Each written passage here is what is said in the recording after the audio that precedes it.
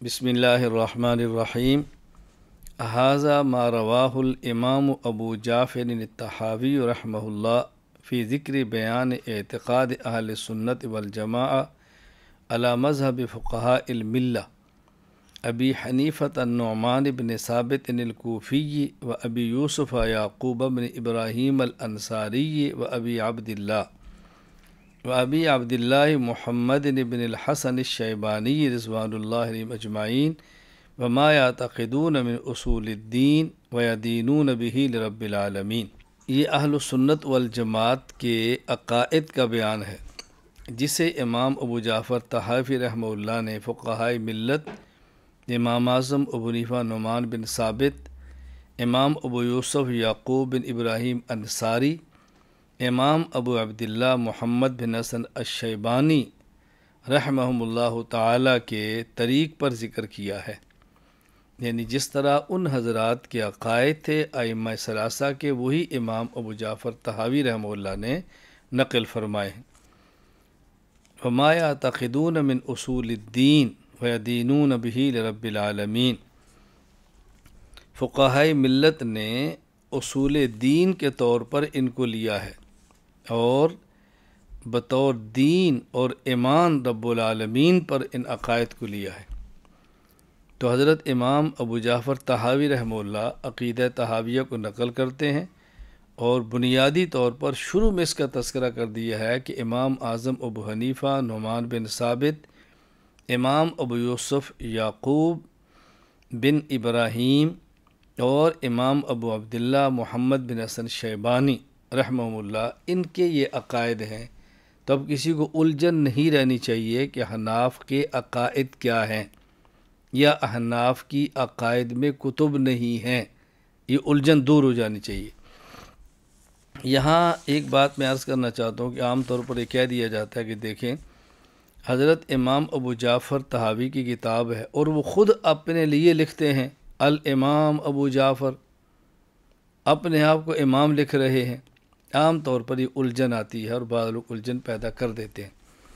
یہ بات یہ نشین فرمائیں کہ ہمارے مصنفین جو تحریر فرماتے ہیں وہ یہ لفظ اپنے لیے خود نہیں لکھتے، یعنی جب کتاب چھپتی ہے تو چھاپنے والے یہ بات لکھتے ہیں، یا جب شاگرد اپنے استاذ کی کتاب کو اپنے لفظوں میں نقل کرتا ہے تو پھر وہ یہ لکھتا ہے ھذا ما رواہ الامام۔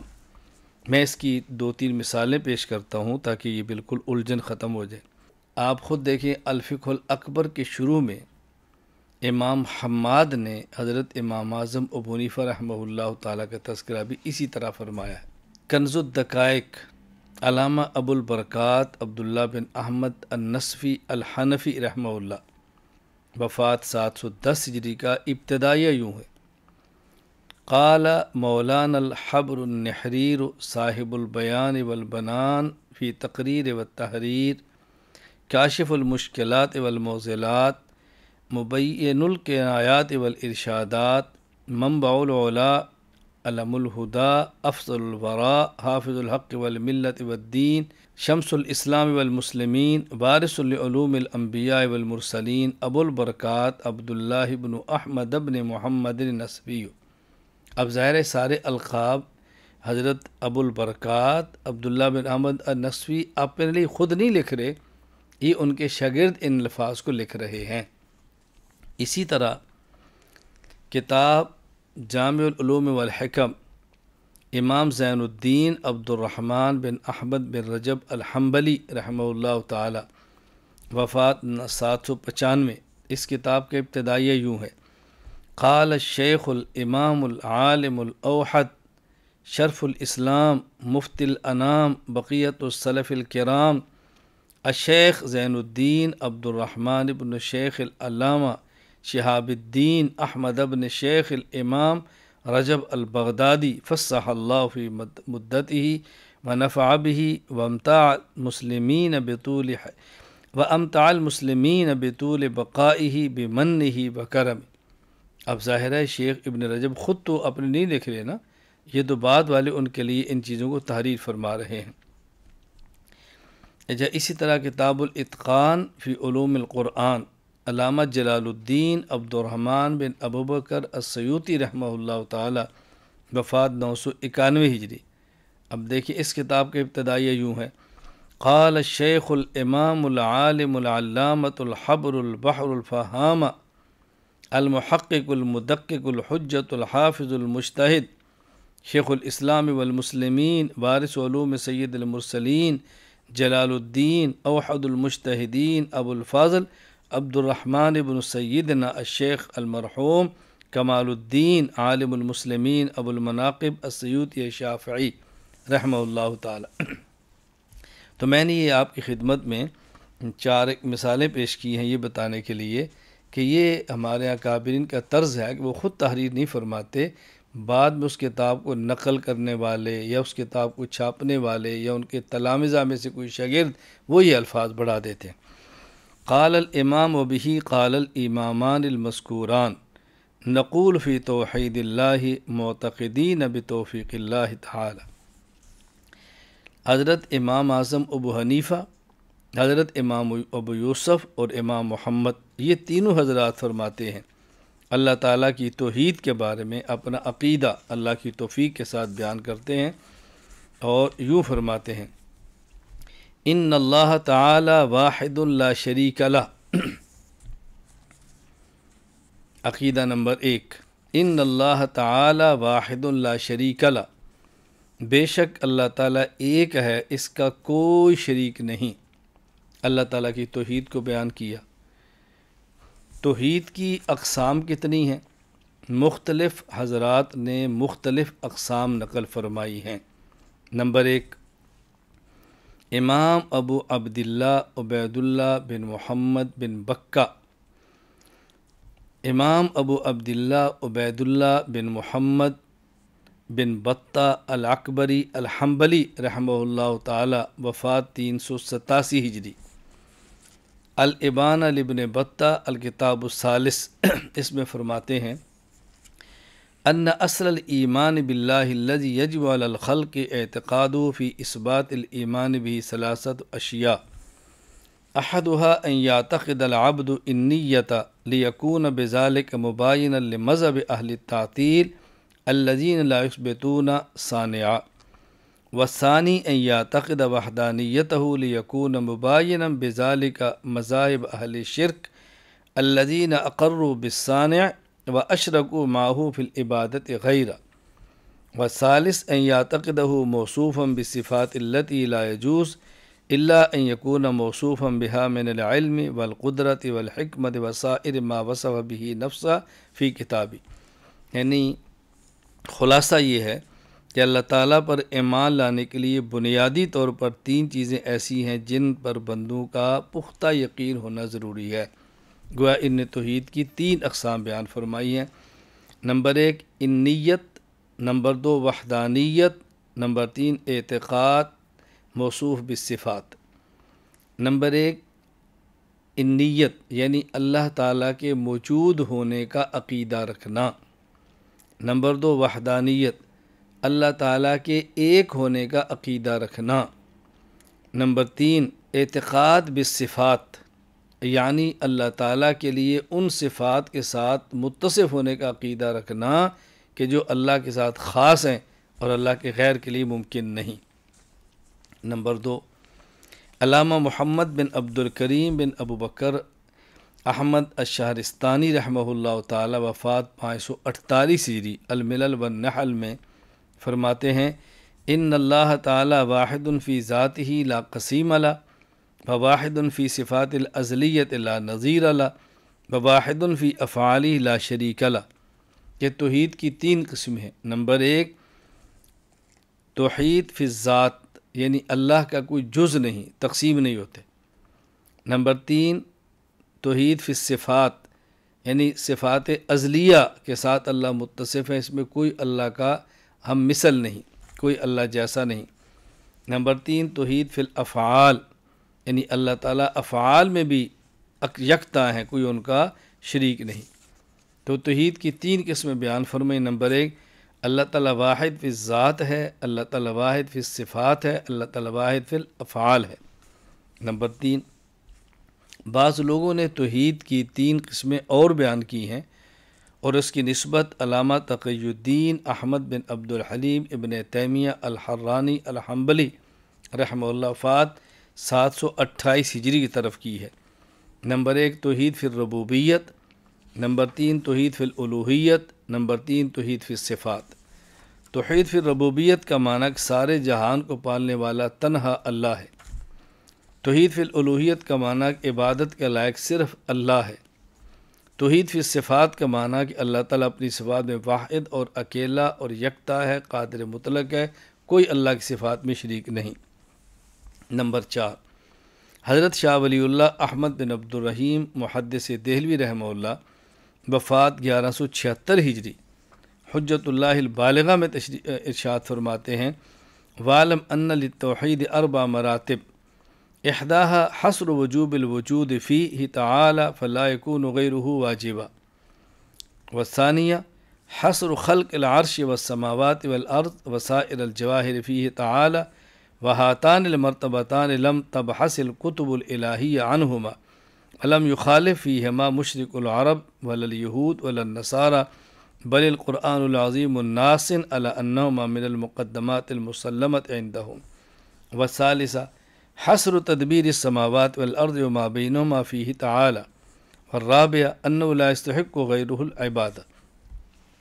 حضرت شاہ ولی اللہ رحمہ اللہ حجت اللہ البالغہ میں فرماتے ہیں کہ توحید کے 4 مراتب ہیں۔ نمبر 1 واجب الوجود صرف اللہ کی ذات ہے۔ نمبر 2 آسمان، زمین، تمام جواہر اور عرش کو پیدا کرنے والے صرف اللہ ہیں۔ نمبر 3 آسمان اور زمین اور جو کچھ اس کے درمیان ہے اس کے مدبر صرف اللہ ہے۔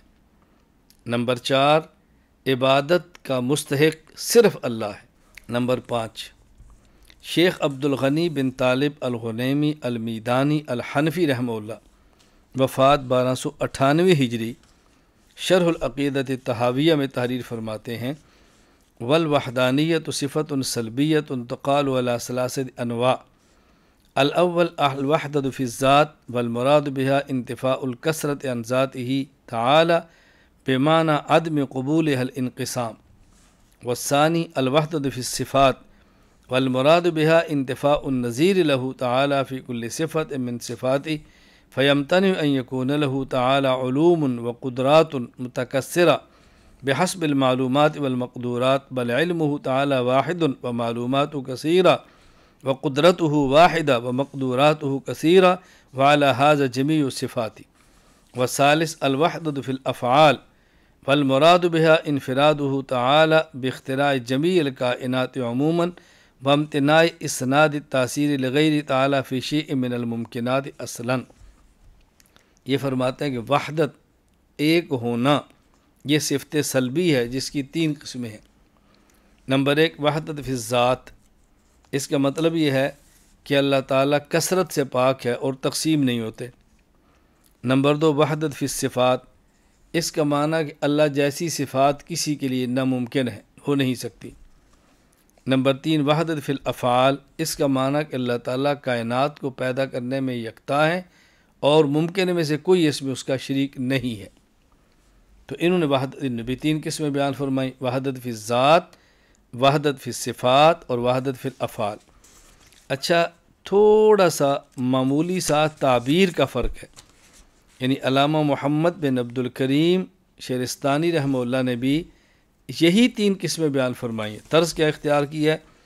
ان اللہ تعالی واحد فی ذاتی، واحد فی صفاتی، واحد فی افعالی، اور یہ فرماتے ہیں والوحدانیہ صفت سلبیہ تقال علی 3 انواع۔ انہوں نے بھی یہی بیان کیا ہے، انہوں نے کہا واحد فی الذات، واحد فی الصفات، واحد فی الافعال، اور یہ فرماتے ہیں وحدت فی الذات۔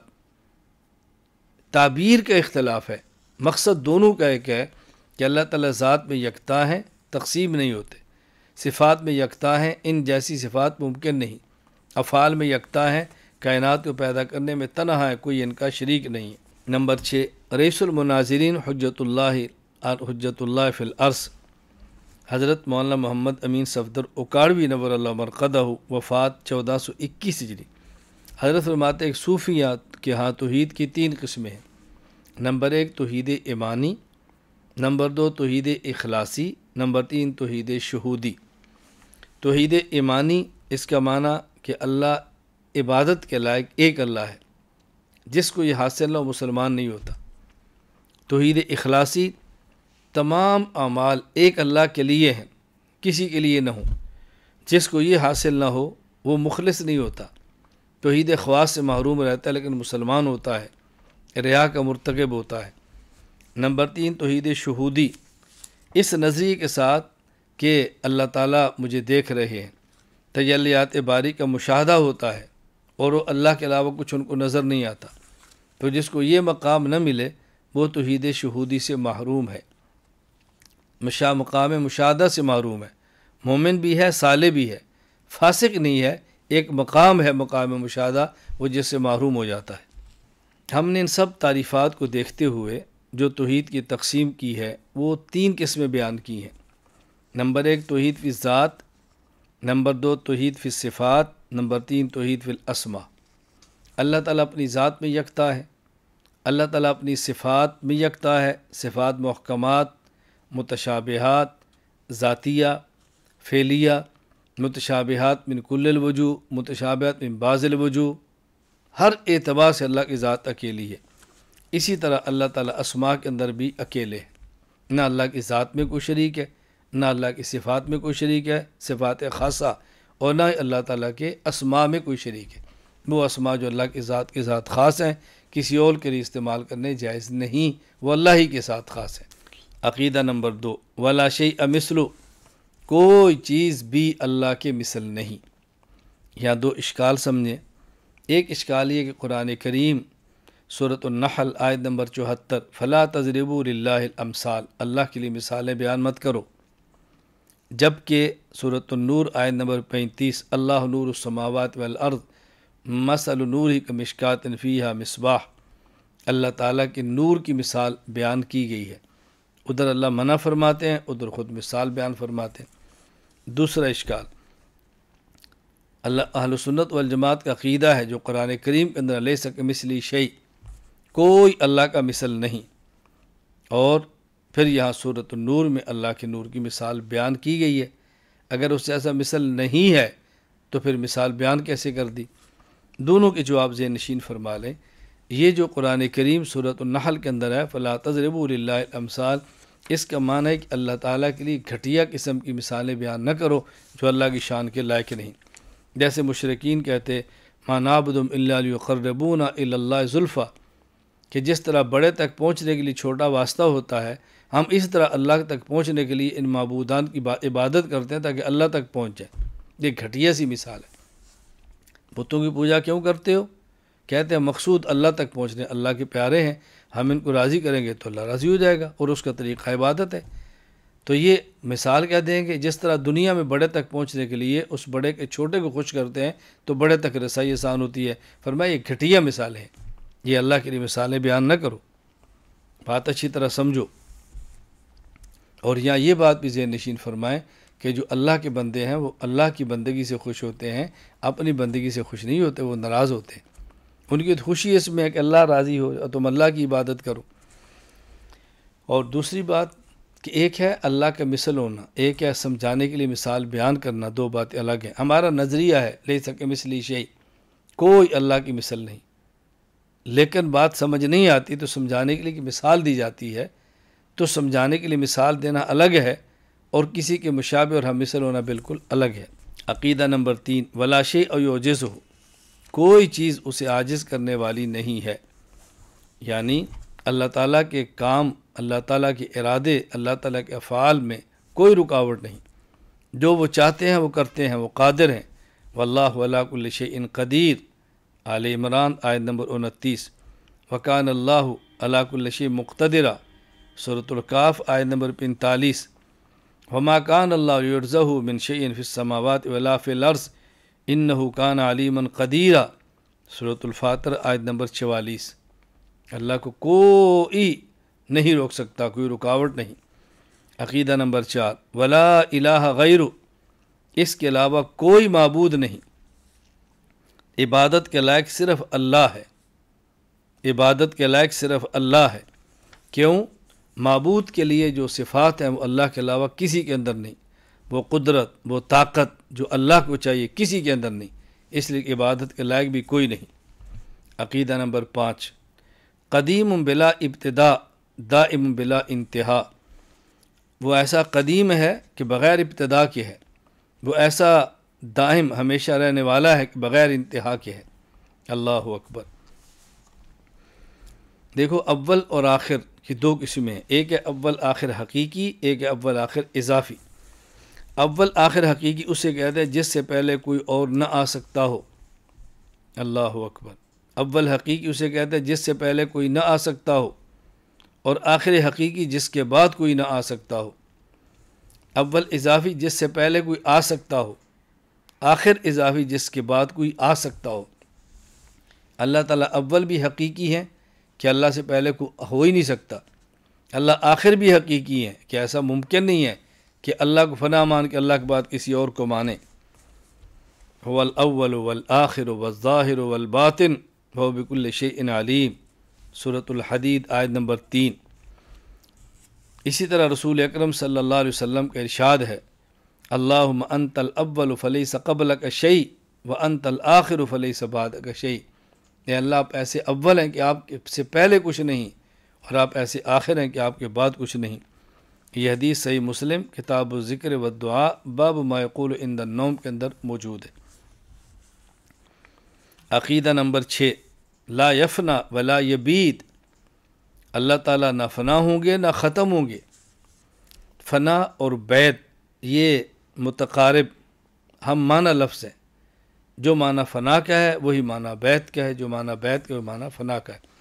ہاں البتہ تھوڑا سا فرق ہے کہ بسا اوقات فنا خود بخود ختم ہونے پر بھی استعمال ہوتا ہے، اور بیت ان کا لفظ وہاں ہوتا ہے جب فنا کیا جائے، ورنہ فنا اور بیت ہم معنی لفظ ہیں۔ کل من علیہا فان ویبقی وجہ ربک ذو الجلال والاکرام، سورۃ الرحمن آیت نمبر 27، آیت نمبر 26 اور 27۔ کل شیء ہالک الا وجہہ لہ الحکم والیہ ترجعون، سورۃ القصص آیت نمبر 88۔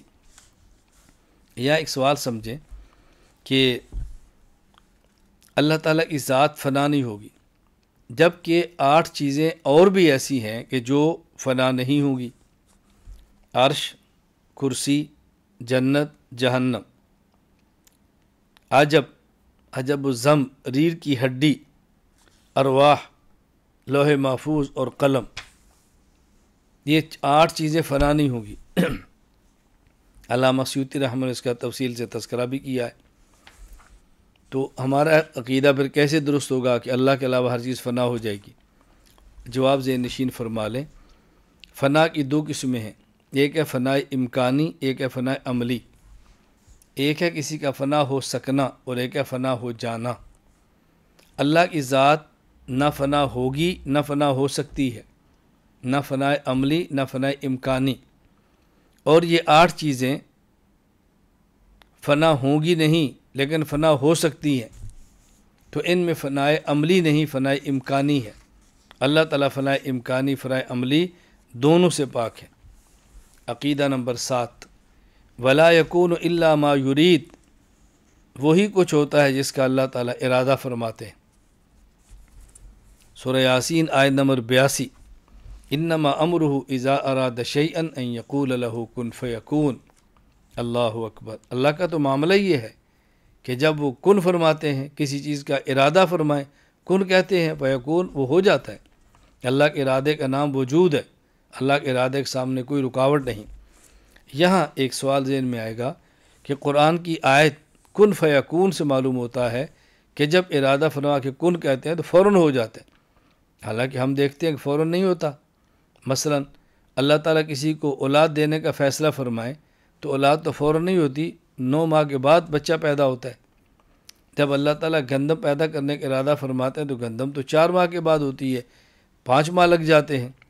اسی طرح اللہ ارادہ فرماتے ہیں کسی باغ کے اندر فصل ہو تو اس باغ کے اندر پھل ہو، اور اس پھل کو اگتے کبھی 4 ماہ، 5 6 ماہ لگ جاتے ہیں۔ جواب ذہن نشین فرما لیں، جب اللہ تعالیٰ فرماتا ہے نا ہو جا، اس میں مدت بھی ملحوظ ہوتی ہے، کتنے وقت میں ہو جا، اسی کے مطابق ہوتا ہے۔ اللہ بے مثال ہے، مثالوں سے پاک ہے۔ میں سمجھانے کے لیے ایک مثال دیا کرتا ہوں کہ آپ کیا مہمان آئے اور آپ خدمت پر موجود اپنے بیٹے سے کہتے ہیں کہ بیٹا کھانا لاؤ۔ اب کھانا کہاں سے لاؤ؟ آپ جانتے ہیں، بیٹا جانتا ہے، گھر سے لانا ہے یا ہوٹل سے۔ جب کہنا کھانا لاؤ، اب ظاہر ہے گھر سے ہے تو 2 منٹ بھی نہیں لگیں گے، اور جب اس سے مراد ہوٹل ہے تو شاید 2 گھنٹے لگ جائیں۔ تو جب یہ کہ کھانا لاؤ، اس سے مراد کہ آپ سمجھ ہیں کتنے وقت میں لاؤ۔ اسی طرح آپ اپنے بیٹے کو بھیجتے ہیں کسی بزرگ کو لینے کے لیے، تو آپ کہتے ہیں حضرت کو لے آؤ۔ اب اگر تو اندر آرام فرما رہے ہیں اور آپ نے کہا لے آؤ، تو اس کا معنی کہ وہ اٹھاؤ اور تشریف لے آئیں وہ۔ اور اگر اس کا معنی کہ جہاں ان کی خانقاہ ہے، مدرسہ ہے، رہائش ہے، وہاں سے لاؤ، تو ہو سکتا ہے 2 گھنٹے لگ جائیں۔ اسی جب اللہ فرماتے ہیں نا کن ہو جا، تو مدت اللہ کے علم کے اندر ہوتی ہے، کتنی مدت میں ہو جا، لیکن بندے کو پتہ نہیں ہوتا۔ اس لیے ایک جملے کی اصلاح بہت ضروری ہے، ایک جملہ کی اصلاح بہت ضروری ہے۔ اللہ تعالیٰ کے ہاں دیر بھی نہیں، اندھیر بھی نہیں۔ عام طور پہ کہا جاتا ہے اللہ کے یہاں دیر ہے، اندھیر نہیں۔ اللہ کے یہاں دیر بھی نہیں ہے، اندھیر بھی نہیں ہے۔ ایک وقت متعین ہوتا ہے کہ کام کب ہونا ہے، اسی وقت کے مطابق ہوتا ہے، لیکن چونکہ انسان جلد باز ہے، وہ چاہتا ہے جلدی ہو، اس کے خیال کے مطابق دیر سے ہوا ہے، تو وہ کہتا ہے کہ اللہ کے یہاں دیر ہے، اندھیر نہیں ہے۔ مثال سمجھیں، کوئی شخص ریلوے اسٹیشن پر گیا ہے اور اس کا خیال یہ تھا کہ گاڑی 7 بجے آتی ہے، اسی حساب سے چلا گیا۔ گاڑی نے آنا تھا 8 بجے، وہ پہنچ گیا پہلے۔ اب گاڑی 8 بجے آئی تو وہ کہتا ہے گاڑی 1 گھنٹہ لیٹ آئی۔ گاڑی 1 گھنٹہ لیٹ نہیں آئی، گاڑی وقت پر آئی ہے، لیکن یہ سمجھتا تھا جلدی آئے گی اور یہ جلدی چلا گیا، تو گاڑی تو وقت پر آئی ہے۔ اسی طرح بندہ یہ چاہتا ہے کہ کام جلدی ہو، اللہ کے علم میں ہے کہ کام کب ہونا ہے، اللہ کے علم کے مطابق کام ہوتا ہے، اور بندے کے خیال میں دیر ہوتی ہے، اس لیے بندہ کہتا ہے اللہ کے یہاں دیر ہے، اندھیر نہیں۔ یاد بات ذہن نشین فرما لیں، اللہ کے یہاں دیر بھی نہیں، اللہ کے یہاں اندھیر بھی نہیں۔ اذا جاء اجلهم لا يستاخرون ساعة ولا يستقدمون۔ عقیدہ نمبر 8، لا تبلغه الاوہام ولا تدرکه الافہام۔ وہم اللہ تعالیٰ تک رسائی حاصل نہیں کر سکتا، اور فہم اللہ تعالیٰ کی ذات کا احاطہ نہیں کر سکتا۔ یہاں 2 لفظ ہیں، ایک ہے اوہام، ایک ہے افہام۔ اوہام وہمن کی جمع ہے، افہام فہمن کی جمع ہے۔ وہمن کا معنی فکر فاسد، فہمن کا معنی فکر صحیح۔ امام طحاوی فرماتے ہیں لا تبلغه الاوہام، وہم کے ذریعے انسان اللہ تک پہنچ ہی نہیں سکتا، اللہ کو سمجھ ہی نہیں سکتا۔ اور ولا تدرک الافہام، اور فہم فکر صحیح سے اللہ تک پہنچ جاتا ہے، لیکن اللہ کی ذات کا پورا ادراک نہیں کر سکتا۔ دونوں میں فرق سمجھیں۔ وہم یعنی فکر فاسد سے انسان اللہ کو پا نہیں سکتا، اور فہم فکر صحیح سے اللہ کو پا تو سکتا ہے، لیکن اللہ کی مکمل حقیقت کا ادراک نہیں کر سکتا۔ عقیدہ نمبر 9، ولا یشبہ الانام، وہ انسانوں کے مشابہ نہیں۔ اللہ تعالیٰ دیکھتے ہیں لیکن آنکھ کے محتاج نہیں، سنتے ہیں کان کے محتاج نہیں، بولتے ہیں زبان کے محتاج نہیں۔ تو انسان ان معاملات میں اعضاء کا محتاج ہے، اللہ تعالیٰ ان تمام معاملات میں اللہ تعالیٰ کسی کے محتاج نہیں۔ ید عین وجن انسان کے لیے بھی ہے، ید کا معنی ہاتھ، عین کا معنی آنکھ، وجن کا معنی چہرہ۔ اللہ کے لیے قرآن کریم میں ید عین وجن کے الفاظ موجود ہیں، لیکن اس سے مراد یہ نہیں کہ اللہ کے لیے ہاتھ، چہرہ اور یہ چیزیں موجود ہیں۔ یہ اللہ کی صفات ہیں جن کا معنی اللہ ہی جانتے ہیں۔ عقیدہ نمبر 10، حی لا یموت قیوم لا ینام۔ اللہ تعالیٰ زندہ ہے، اس پر کبھی موت نہیں آئے گی۔ اللہ تعالیٰ تھامنے والا ہے نظام کو، کبھی ان پر نیند نہیں آئے گی۔ اللہ اکبر۔ قرآن کریم کے اندر لا تاخذہ سنۃ ولا نوم، یہاں فرمایا کہ نیند نہیں آئے گی۔ اونگنا یہ نیند ہی کی ایک شاخ ہے، نیند کا حصہ ہے، تو اس کے اندر اونگنا بھی آ گیا کہ اللہ تعالیٰ کو نہ نیند آئے گی نہ اونگ آئے گی۔ دیکھو اللہ تعالیٰ چونکہ زندہ ہیں اس لیے فرمایا لا یموت، زندہ ایسے ہیں کبھی ان پر موت نہیں آ سکتی۔ قیومن، چونکہ پورے نظام عالم کو تھامنے والے ہیں، تو نظام اور کسی بھی چیز کے تھامنے والے کے لیے صرف زندہ ہونا کافی نہیں۔ آدمی زندہ ہو اور سو رہا ہو وہ چیز تھام نہیں سکتا، اس لیے فرمایا کہ اللہ زندہ ہیں، موت نہیں آئے گی، اور قیوم تھامنے والے ہیں، آپ پر اونگ اور نیند نہیں آئے گی۔ عقیدہ نمبر 11، خالق بلا حاجت رازق بلا معونت، اللہ تعالیٰ پیدا فرماتے ہیں بغیر کسی ضرورت کے اور رزق دیتے ہیں بغیر کسی مشقت کے۔ اللہ تعالیٰ پیدا فرماتے ہیں بلا ضرورت کے، یعنی اللہ جب کسی چیز کو پیدا فرماتے ہیں تو اس چیز کی اللہ کو ضرورت نہیں ہوتی، اس کی ضرورت ہوتی ہے تو مخلوق کو ہوتی ہے۔ اللہ تعالیٰ ہمیں اولاد دیتے ہیں، اللہ کو نہیں، ہمیں ضرورت ہے۔ ہمارے لیے اللہ اناج پیدا فرماتے ہیں، اللہ کو نہیں، ہمیں ضرورت ہے۔ اللہ سورج کو نکالتے ہیں، اس کی اللہ کو نہیں، ہمیں ضرورت ہے۔ خالق بلا حاجہ، اللہ بغیر کسی احتیاج کے، بغیر اپنی ضرورت کے وجود دیتے ہیں۔ لا يحتاج الى احد ويحتاج الیہ احد ويحتاج الیہ کل احد۔ اللہ اکبر۔ اللہ قرآن کریم فرماتے ہیں اللہ الصمد، اللہ صمد ہے، اور صمد کا معنی علامہ عبداللہ بن احمد بن محمود النسوی رحمہ اللہ، وفات 710 ہجری، تفسیر مدارک میں فرماتے ہیں لا يحتاج الى احد ويحتاج الیہ کل احد، اللہ کسی کے محتاج نہیں، اللہ کا ہر کوئی محتاج ہے۔ اور اللہ پیدا فرماتے ہیں بغیر کسی مشقت کے، اللہ رزق دیتے ہیں، اللہ کو کوئی تکلیف نہیں، اللہ کو کوئی تکلیف نہیں، رتی برابر بھی مشقت نہیں۔ مشقت ہے تو انسان کو ہے۔ قرآن کریم سورۃ البلد آیت نمبر 4، لقد خلقنا الانسان فی کبد، اللہ نے انسان کو مشقت میں پیدا فرمایا ہے۔ اللہ انسان سراپا مشقت، سراپا تکلیف ہے، اللہ تعالیٰ ان مشقتوں سے پاک ہے۔ عقیدہ نمبر 12، ممیت بلا مخافت باعث بلا مشقت، اللہ اکبر۔ اللہ تعالیٰ بے خوف و خطر موت دینے والے ہیں، بغیر مشقت کے قیامت کے دن اٹھانے والے ہیں۔ یعنی اللہ جب کسی کو موت دیتے ہیں تو اللہ کو یہ ڈر نہیں ہے کہ اس کا قبیلہ، اس کا خاندان، اس کا کنبہ میرا کچھ بگاڑ سکتا ہے، بادشاہ ہے اس کی فوج حرکت کے اندر آ جائے گی، اللہ کو کوئی خوف نہیں۔ اور اللہ قیامت کے دن اٹھائیں گے بغیر کسی مشقت کے۔ پہلے پیدا کیا، اللہ کے لیے مشکل نہیں، دوبارہ اٹھا دیں گے پھر بھی کوئی مشکل نہیں۔ یہاں بات سمجھیں، ایک ہے محین، ایک ہے باعث۔ محین کا معنی زندہ کرنا، باعث کا معنی اٹھانا۔